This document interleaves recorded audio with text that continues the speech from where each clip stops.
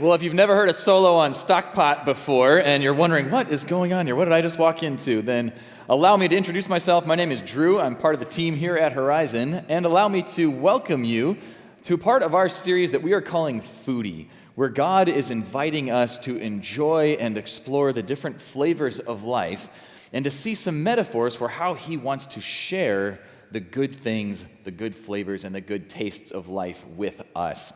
Today we're going to be looking at two specific foods, figs, like my nice fig tree back here, and grapes, and how God takes these two together in the Bible to give us a picture of the kind of peace that we can experience with Him and with other people and in our lives.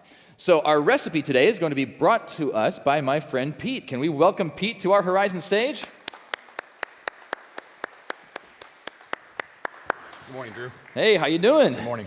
So when I first kind of looked at this and thought figs and grapes, how do you put a recipe together other than just eat some grapes or eat some figs? So could you tell us kind of what are we making today? Well, the best thing is God created other ingredients that can make figs and grapes taste amazing. There you go. So what we're going to do today, we're doing a fig and grape crostini, and the ingredients that we'll be using are obviously figs and grapes that we sautéed in olive oil, fresh garlic, fresh rosemary, a little bit of salt and pepper, and we sautéed that down to just start allowing the figs to reduce the sugars as well as the grapes to start sweating, and you're more or less making a chutney or salsa type. And you can do this warm or cold, and in the recipe, which is very versatile, you can do it hot or cold, so that's really cool about that. So we sautéed the grapes and the figs with the garlic and onion down to a chutney, and then what we did, we have some fresh goat cheese that we whipped up, put a little air into it so it's nice and easy to spread.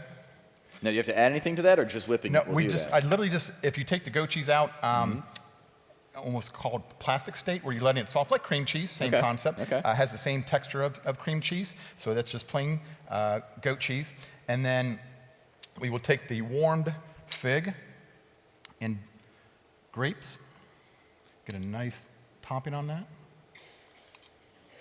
And now this is, you said about 10 to 12 minutes, just sauteed in the olive oil, Absolutely, kind of reduce yeah. that. And that's the thing in the recipe, it shows the patience with that is just allowing it to do its own breaking down without burning, so you don't want it to burn, so a very low heat.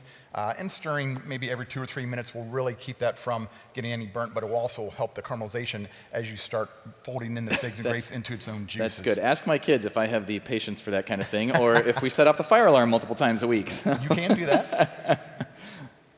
Smells really good, Thank too. you. Yeah. And then we're going to finish that with some fresh prosciutto. And you kind of, they say you can wrap it if you want in the recipe, but I like to display it so you can see everything, the components on it. Very nice. And then I just take the rosemary and just rip it, that we Oh, allow wow, the you can aromatics. smell that. Isn't that amazing? Okay, so I usually use dried rosemary in a little jar that I got at the grocery store. That smells really good, like Those right you away. Can choke on. A little fresh cracked pepper there. We'll make one more up. Now, as I'm looking at our plating here, Yes. you explained this to me this morning, but this is actually my fig. This is a fig. I would have thought you'd have to peel this, or from a distance it looks like you're going to have to crack that, but tell me about these figs. So this is this fig is from Turkey. Obviously, figs come from all different regions.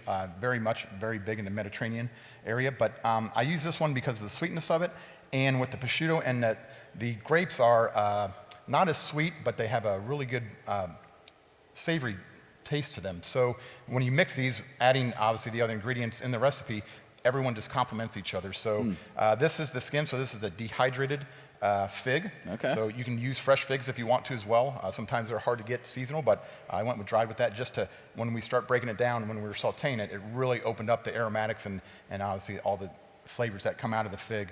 Really nice. Complemented the grapes with the rosemary and the garlic. Can I try it? Please do. Bon I appetit. gotta tell you, as a kid, maybe you're with me on this, I hear fig, and what do you think of? There's a fig Newton. I didn't even know fig was a real thing. I thought fig Newton was the cookie, and then one day I found out that fig was actually a fruit that could go inside. So I'm guessing this is different than a fig Newton. It is. Let's just a hair. Let's But I give it a love try. Fig Newtons. Love fig Newtons. I'm gonna make a mess here, and then it's just gonna be quiet on stage for 5 minutes while I go clean up. Look at that. What a helper. No, don't talk with your mouth full. Sorry. That is really good. Wow, that is really good. I would not have guessed the goat cheese either, but the way that savory and that sweet is coming together. Leave that there so I can finish it later, all right? I sure will. That's fantastic. And so you're serving this warm today, but you said you could serve it cold as well. Right, very versatile. So depending on the time of year, like hot, if you want to do that, you could do that chilled, so you can make the night before, and then just put it in the refrigerator, and then as a appetizer, do it that way. That's perfect. Again, winter or cold, it's hot or cold, it's Love beautiful. it. What a great dish to share with friends and family. Well, hey, can we tell Pete thank you for sharing this with us today? If you want the recipe, you can just scan that QR code on the screen, and you can do that as well. Thank you, Pete. Thank you very much. Really appreciate it. Is there anything in my beard? All right. A little bit? All right, I'll check that during the next song. Because when God talks about figs and grapes, and we say that he's going to give us this picture of peace, that's something that all of us are looking for. And what he wants to offer us is not only peace in our circumstances, but also peace of mind. So as you listen to this song, think about where it is that you're striving and longing for that kind of peace. Let's listen.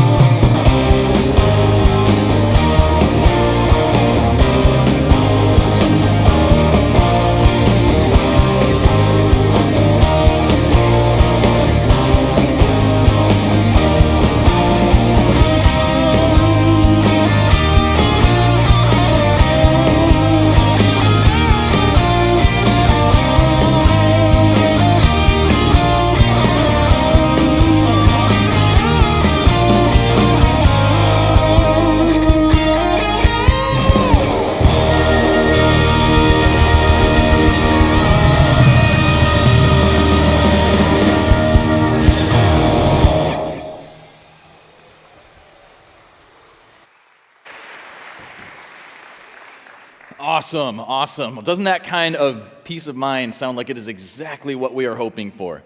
And some of the lyrics of that song, it's all those things that we're chasing through. We're trying to race to the top of the corporate ladder, all of these different pieces of life that can be good, but can cause us more anxiety.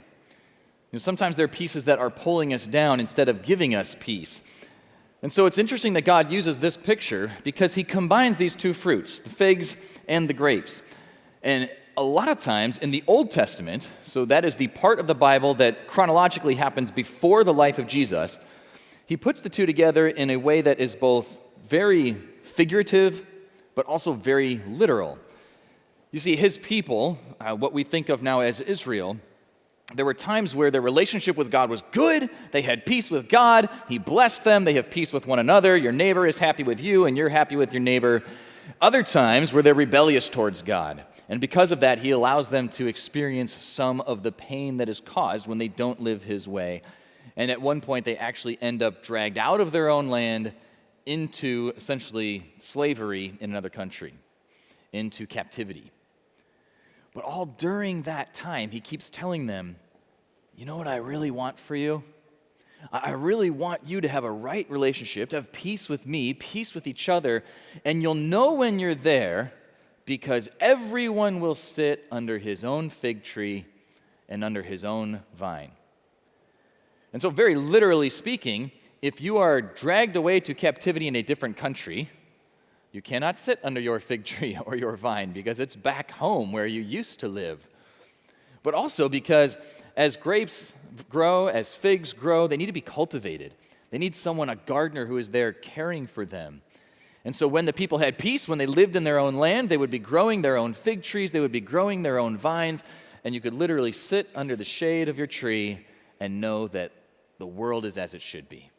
Life is as it should be. Things are at peace.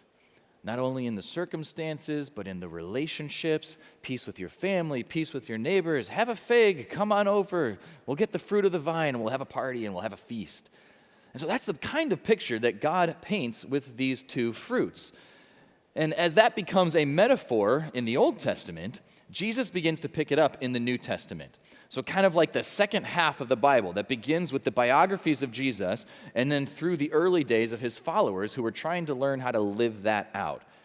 And so Jesus picks up on this because what we sometimes miss, when I think grapes or figs, I think produce aisle at Kroger, right?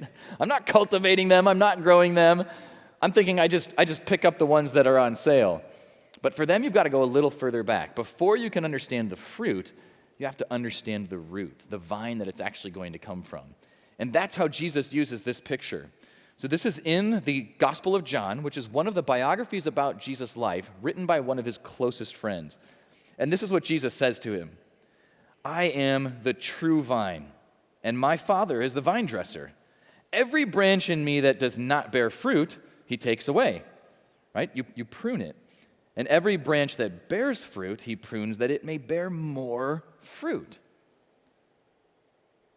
Okay, you lost me, Jesus. So I get that we're talking about a vine. I get that we're talking about branches and fruit that comes from that. But what does that have to do with Jesus' life? If he's God in the flesh, what is he trying to tell them about himself or about the way that they live? Because this speech that he's giving them about the vine, this is on the last night he spends with his friends. A couple hours from now, he's going to be betrayed by his friend Judas, and a few hours later, he will be crucified and killed on the Roman cross, tortured to death. And Jesus knows it's coming. He's been telling them for years where this is all headed.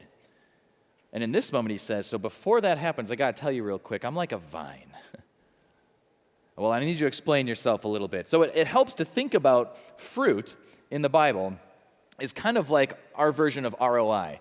Like this is your return on investment.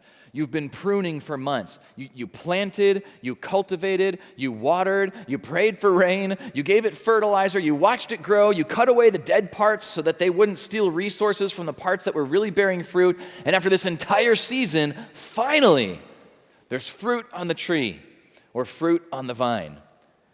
And so Jesus says this picture is if he's the true vine, his Father is the vine dresser, he means that God is the one who is cultivating this, And that as he looks at those branches, he's going to take away anything that's not bearing fruit, but prune the things that are so that they bear even more fruit. So before we even get to exactly what it means that Jesus is the vine, the first thing he's really inviting you to do is check your life for fruit. So I actually borrowed this tree from my friend Ken. Ken is such an interesting guy to me because in his career he was an ER doctor and training other people to be ER doctors, which in my mind, that is about as high pressure and anxiety producing as it gets. So I haven't asked him this, but maybe that's why now in his retirement, it's like all gardening. So this is actually one of the fig trees that he's been growing. So the figs that we tasted before were from Turkey. These are from right here in Indian Hill. And what he told me is that as each of them is growing, you can actually see, I don't know if you can see this in there, but the green ones are still growing and these purple ones have actually gotten ripe. And so you go through the plant and you check for fruit, because if it's not growing fruit, you want to remove that branch so that the resources are going to the ones that are really growing something. In fact, Ken has also been a part of the Eco Project that we've been doing out here on the property. And that's one of the things you've heard us talk about a little bit, where we're essentially have a ton of volunteer hours and kind of a big plan going on that is to reshape our property back here really as that same kind of place where maybe you don't have your own vine or your own fig tree, but you feel like you can come and sit and have a quiet moment and experience the kind of peace that God is talking about. But even as I say that, we're still kind of in the realm of metaphor, aren't we? Check my life for fruit. Okay, well, I got figs. Is that still what we're talking about? Or what does he mean exactly? So actually, later in the New Testament, one of Jesus' followers writes this letter called Galatians. And it's just called that because he writes it to a city named Galatia. But in there, he describes what he calls the fruit of the Spirit of God. So the kind of fruit that God makes grow. And this is what he lists. He says it's stuff like love, joy, peace, patience, kindness, goodness, faithfulness, gentleness, and self-control. Doesn't that sound good? In fact, he even says right after that, against these things, this list, there is no law. No matter where you go in human history around the world, nobody makes a law against love, joy, peace, patience, kindness. Those are the things we all want. He says, yes, that is exactly the kind of fruit that God is talking about. And so when I check my life for that kind of fruit, when I check the branches, when that metaphor starts to come through, I think to myself, well, I definitely want those things growing in my life. And I'll bet you do too. I don't always slow down and think about each one of them individually, but if I pick out just a couple of these, well, yeah, I would love to have peace all the time. I would love if there was nothing I ever had to worry about or be anxious about or think, is this going to go right or is that going to go right? Is it going to be this diagnosis or that diagnosis? Is this thing going to be reconciled or is that thing going to be broken?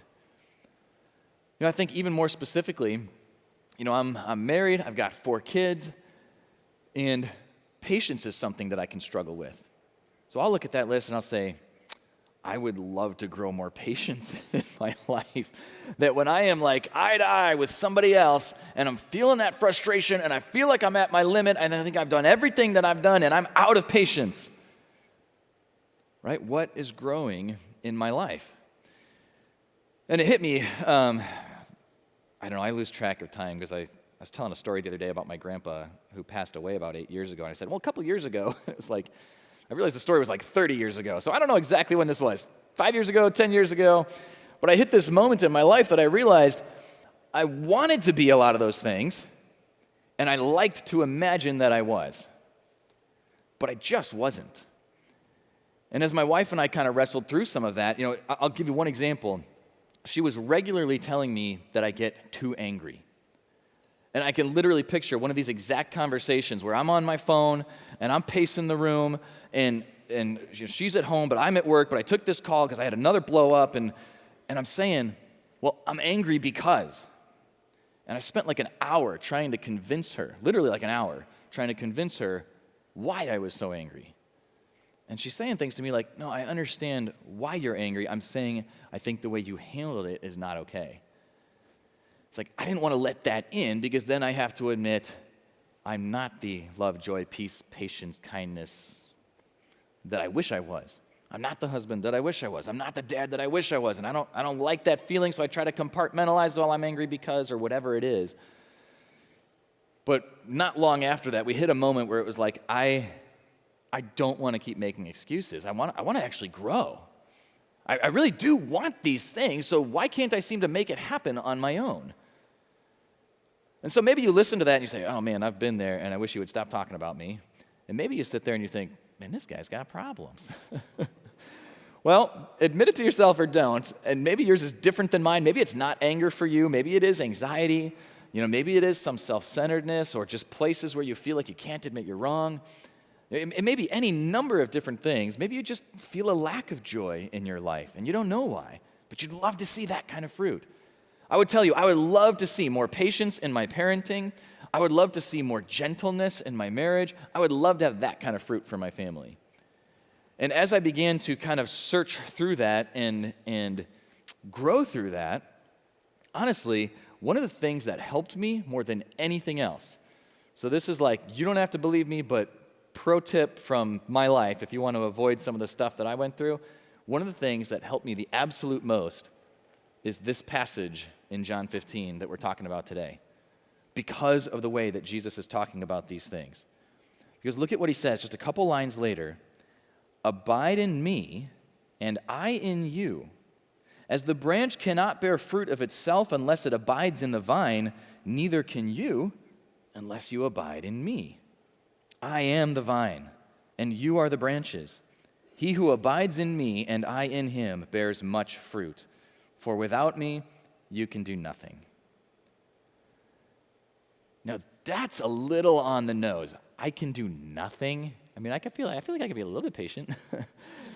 But the picture that Jesus is trying to paint here is that we have such limited resources that the absolute best I have to offer in any area of life, the absolute best that I have to offer is actually still down here.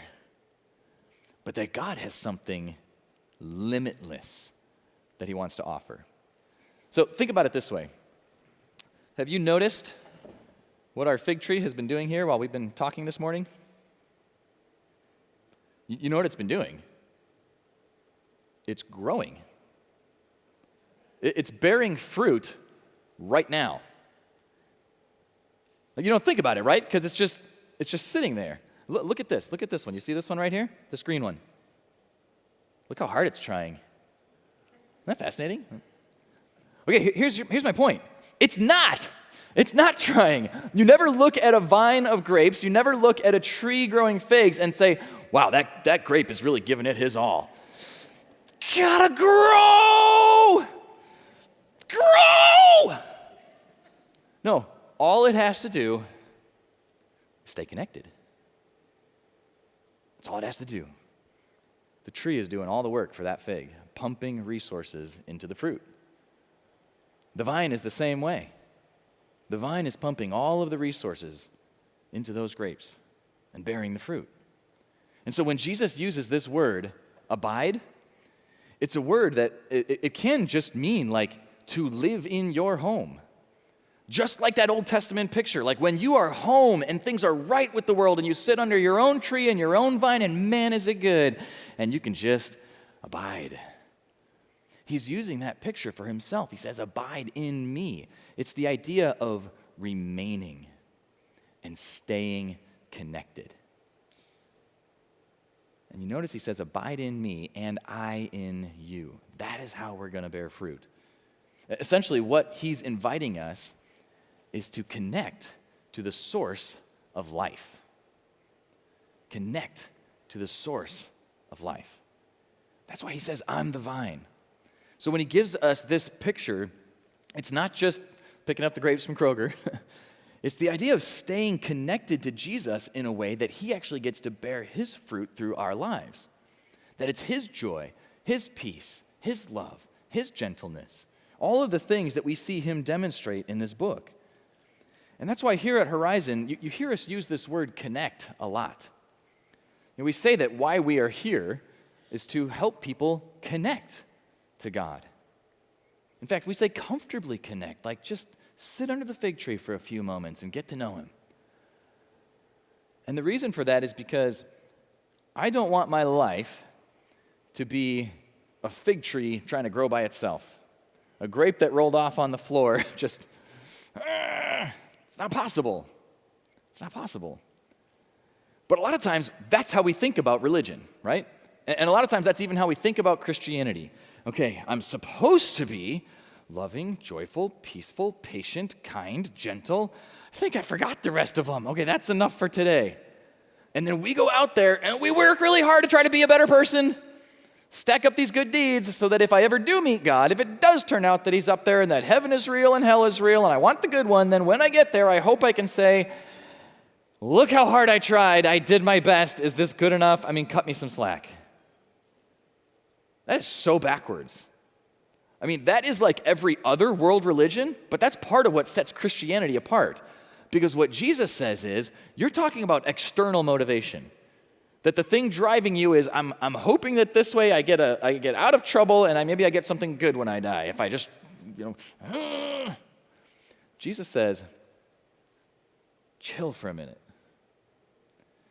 What I really want you to do, just stay connected to me, and you'll grow. Well, I'm really going to try, Jesus. He's like, just stay connected to me. I will bear love, joy, peace, patience in your life. And I don't know about you, but that's hard for me to grasp, because even as you read this, like part of it is if I ignore him, if I don't even try, if I don't make time for him, so there is some active thing for me to do, and yet Jesus' whole picture here starts with just stay connected. That before it's external, it's got to be internal. So the next thing I want to tell you, this is hard for me to say because I'm a Buffalo Bills fan, and the New York Jets coach said something really smart recently. All right, I got that off my chest. So I read this quote from Robert Saleh a couple of weeks ago. He is the coach of the Jets, and we play them on Monday night, and I hope that we crush them. And for your sakes, like there's like 1,000 Burrow jerseys here this morning. I hope they crush the Browns today too. So happy start of the NFL season. But what Robert Saleh said is he described the 4 different kinds of players on a team, and essentially there's the guy who's only there for the fame and the money. Like he's entirely externally motivated. Everything for him is just fame and money, and if the fame and money stops, then he doesn't care after all. Second was like, well, he wants the fame and the money, but he's also afraid of looking bad, and he's kind of trying to be here for his teammates. But the next one, he called the competitor. And the competitor was the person who is no longer externally motivated. It doesn't matter what the media says about me or who pays me or how much, it's internally motivated. He's like, I want a team of competitors. But even beyond that is what he called the commander.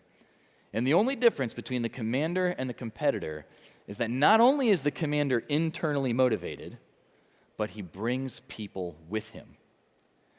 And when I heard that, and I was thinking about this picture of Jesus, what hit me was Jesus is like the ultimate example of a commander. I mean, he's the kind of commander that a coach couldn't even dream of. Because not only is Jesus eternally motivated, not only has he been bringing people with him for over 2,000 years, like you check the stats, literally, it's insane what they can do with the computational power we have today. But they can actually calculate, pretty rough estimate, of the percentage of mind share that Jesus has over people from the day he was born until now. And there is nobody in history who has the mind share that Jesus has. People are thinking about him all the time. People are shaping their lives around things that he taught.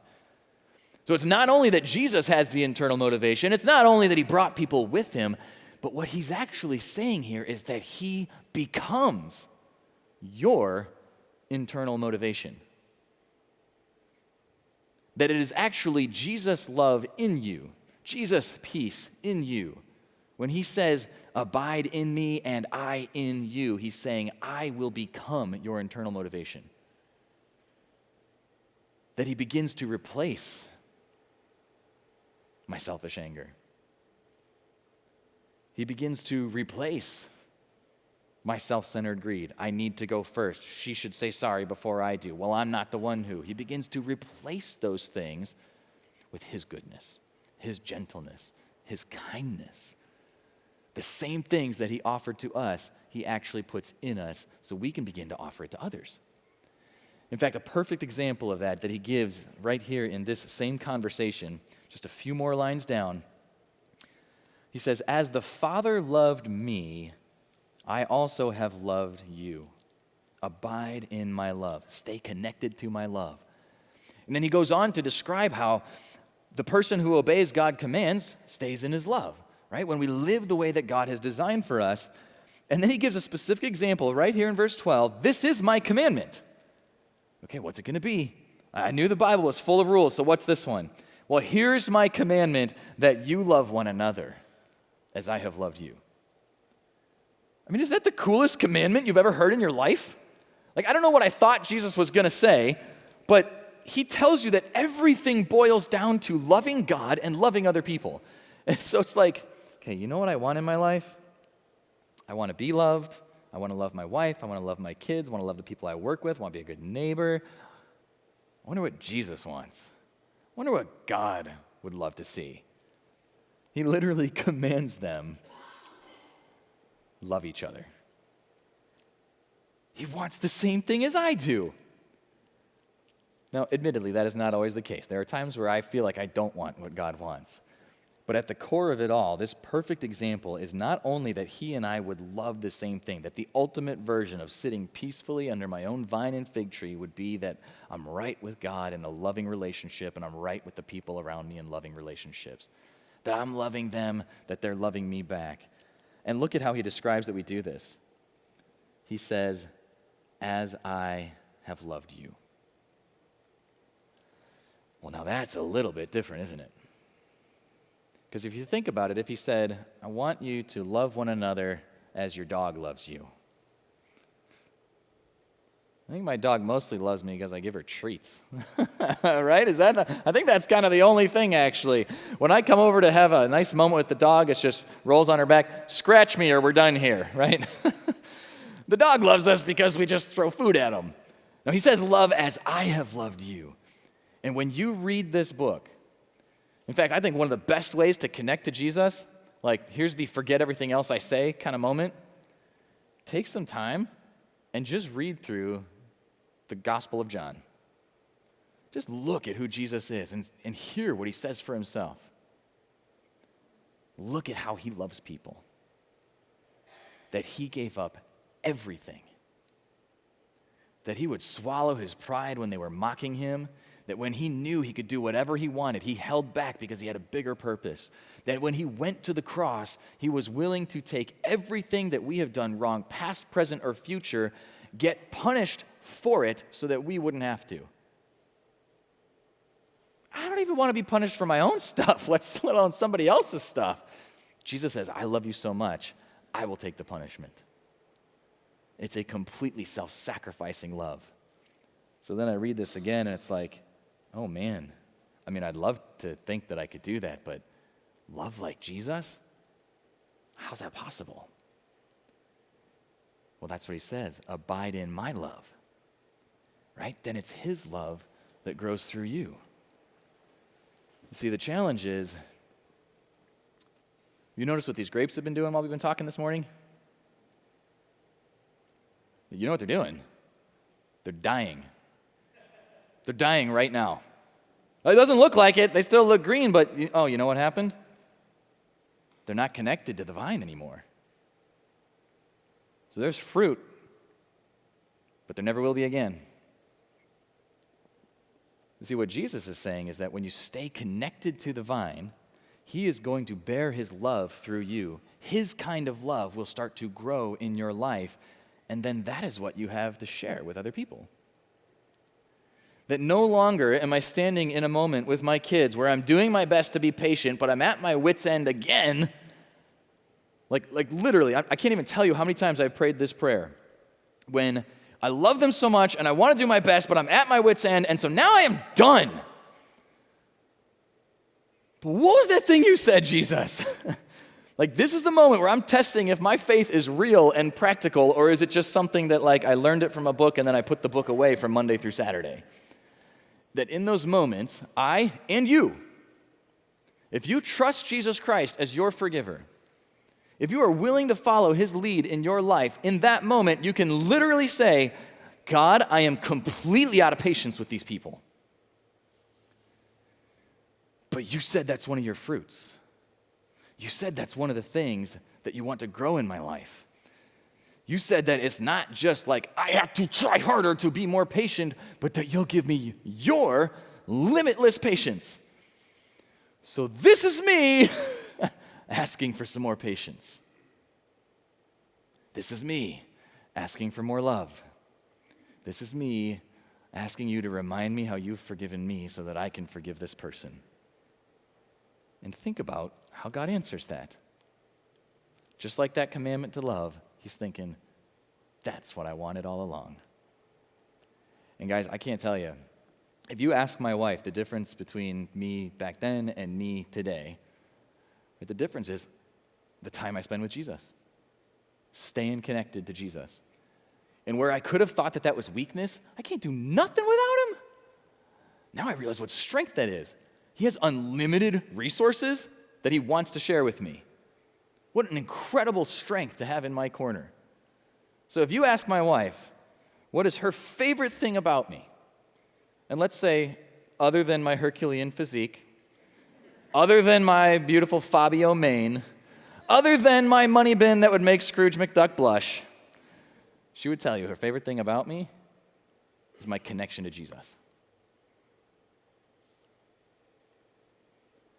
So I don't know how that hits you, because I don't know, sitting here today, if you're like, oh my word, dude, move on. Or I don't know if you're sitting here today like, I would want that to be true. Some of you are probably sitting here today saying like, yeah, I've seen that in my life. But to me, for all of the archaeology and for all of like the predictions that were hundreds of years before in the Bible, and then they came true in real life, and for all of the other evidence that I see, some of the absolute best evidence for me, not only that God exists, but that he loves me and that he wants to help me grow, is when I hit those moments and I say those prayers and he answers. I find a patience I didn't have when I was on the phone trying to explain it all away. I find a forgiveness I didn't have. I find a joy I didn't have. In fact, just this week I was talking to my friend Dawson, and I hadn't even seen Dawson in about a month because vacation and family camp, it's the end of summer, you're doing all that stuff. And before I saw him again, somebody told me that he'd actually been diagnosed with pancreatic cancer. And literally the next day I saw him. And if you've seen this, like you could see it right away. His wife joked with me this morning, now he's as skinny as you. Thank you. But when I was talking to Dawson, I'm thinking like my heart is just breaking for him. And he's talking about the process that he's going through and the solutions they're trying to look for. But Dawson is a follower of Christ. He's a guy that just love and kindness and service just roll out of him. And as he explained to me everything that he was going through, one of the things he said was, really though, I'm at peace. And I'm like, I know the Bible answer to that. I know how. I'm going to say it from stage this weekend, but how? He said, I'm at peace. I'm not angry at God. I'm still praying for healing because I don't think I'm done here. But I'm also praying that God will use this to help somebody else. He had a previous cancer scare a few years ago that the kind of research he did to try to solve that, he didn't end up needing, but a close friend did. He says, I hope that people can see in my life that because of Jesus, I actually have peace regardless of what happens, because we know that the only things that are going to last until the next life, right? It's not my job, it's not my income, it's not my house or my cars, it's not my titles. The only things that are going to last are the things that Jesus grows in me. My relationship with him, my relationships with others, the love, the forgiveness, the peace. And I got to tell you, Chad and Ryan and I, we get to stand up on this stage a lot and share these kinds of stories, but that story teaches me. Right? I go home to my family and I say, hey, listen to this thing I heard today. That's the Jesus I want to follow. I want to know him better. I want to be closer to him. And that is why I just want to show you verse 5 again. I love that line that he gives us. I am the vine, you are the branches. He who abides in me and I in him bears much fruit. For without me, you can do nothing. So every day, I want to be thinking, how do I stay connected? Because then what happens is you bear to others what Jesus grows in you. That's the life that he's painted for us, that we receive it from him and then we pass it on. That it's not about my effort, it's about staying connected. I've heard that as the vines in Israel, in the Middle East where these fruits grow, as they get closer to harvest, the vine dresser will actually spend up to 18 hours a day cultivating the vineyard. Trimming here, watering there, a little more fertilizer here, snip this, snip that, keep an eye on everything, make sure it's all good to go, up to 18 hours a day. So I was thinking about that. I was like, okay, so if God is the vine dresser, if I'm trying to grow fruit 18 hours a day, that means if I sleep for the other 6 hours, here's kind of a fun way to think about it. Every waking moment, God is with you, helping you grow when you trust him. So maybe as you think about this passage today, you think about the figs, you think about the grapes, maybe you think about where would you like to ask Jesus to make you grow? Honestly, maybe you even just pick one of these words. Patience, like I was looking for. Kindness, self-control. Maybe you just pick one of these words. You'd say, I would love for God to help me grow in that area with this person or in this situation. And that's why a lot of the environments that we create here at Horizon, they're not just to kill time. They're really designed to help you connect to other people and ultimately connect to God to receive that kind of life, to experience that kind of growth. And one of those that I think we don't often get a lot of airtime for that I wanted to mention to you that's coming up soon is we actually do child dedications here at Horizon. And so you can see the details on the screen behind me, but there are actually a couple parent meetings that happen before that. So if that's interesting to you, I would encourage you to check that out. And here's why. Because part of that is that as you're thinking about how you would like to help your kids grow or explore God, you actually get a chance to revisit your own spiritual path as well. So if you're interested, you can find more details for that online. Sierra and the team just do an awesome job with that, so I'd highly encourage you to consider that as part of the way that you're connecting with your family and with God. Because then we're going to hear one more song today, and here's what I think I'd like you to do. As you listen to this song, maybe you take that one thing from that list, that one place that you'd love to grow, and just let this be a moment where you offer that up to God. That maybe you say, God, for the first time, I want to connect to Jesus as the source of life. Not just something I'm hearing about, but that I would actually lean into him as my forgiver, as my leader. Because God, I would love to have more peace, more patience, more love. Maybe just a little more peace of mind.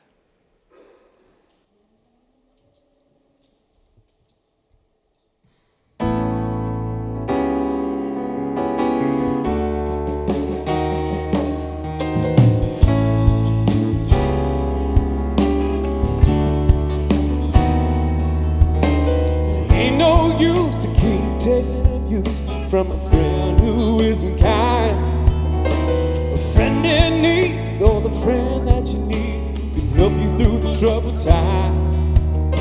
So reach on out, take a hold of my hand, let me know that you're ready to go. There ain't no reason you can leave your blues behind and have a little peace of mind. Give me some peace of mind.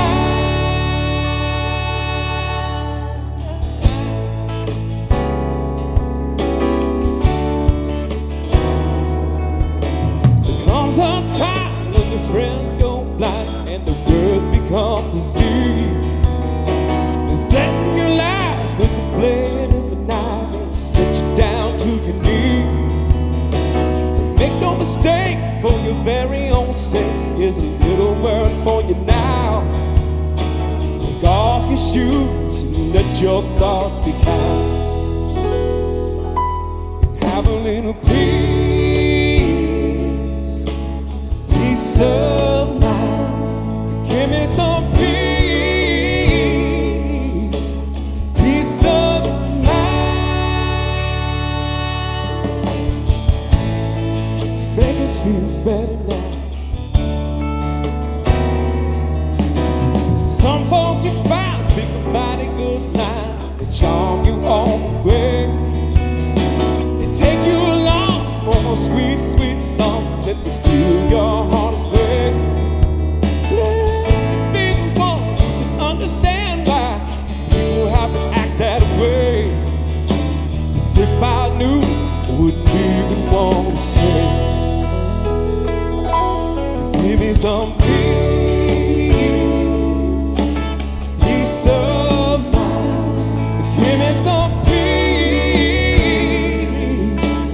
peace of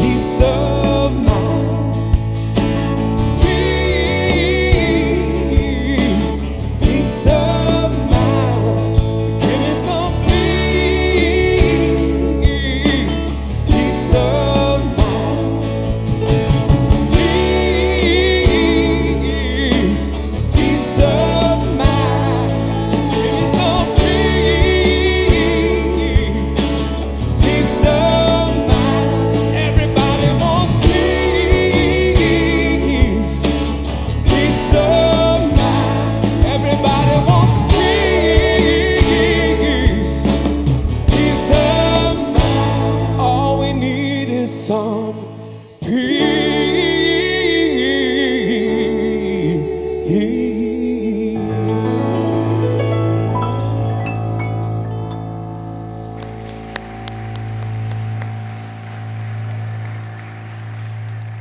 Can I just pray for that right now?